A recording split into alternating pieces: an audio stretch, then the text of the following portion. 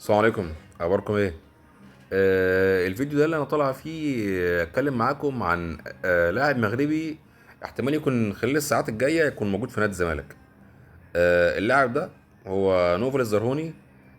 مهاجم وجناح يمين الفريق الرجاء المغربي.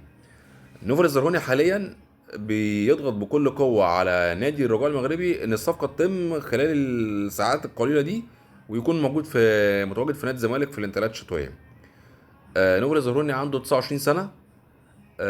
كان اول ما كان ابتدى في نادي الفتح الرباطي، ولعب مع الفتح الرباطي 100 مباراة. في ال 100 مباراة دي كان سجل خلالها 8 اهداف، يعني كان بمعدل كل 5 مباريات وشوط بيجيب جون، وصانع 16 هدف، يعني كان بمعدل كل 6 مباريات بيصنع هدف. بعد كده راح على طول على اعاره الحزم السعودي، اللي انا شايف ان هي دي كانت اقل فتره من فتراته. لعب معاهم 24 مباراه.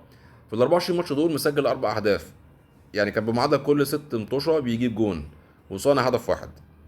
بعد كده راح لنادي الرجاء المغربي لغاية وقتنا هذا. لعب مع الرجاء المغربي 80 ماتش.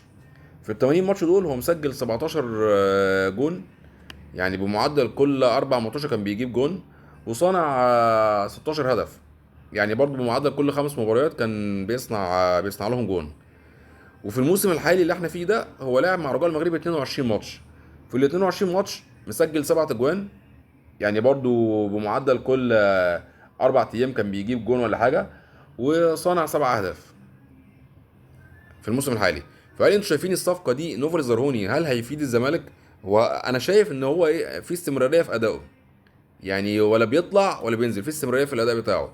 انتوا شايفين الصفقه دي هتفيد الزمالك ولا شايفين انها صفقه تكون عاديه؟ محتاج بس اسمع رايكم.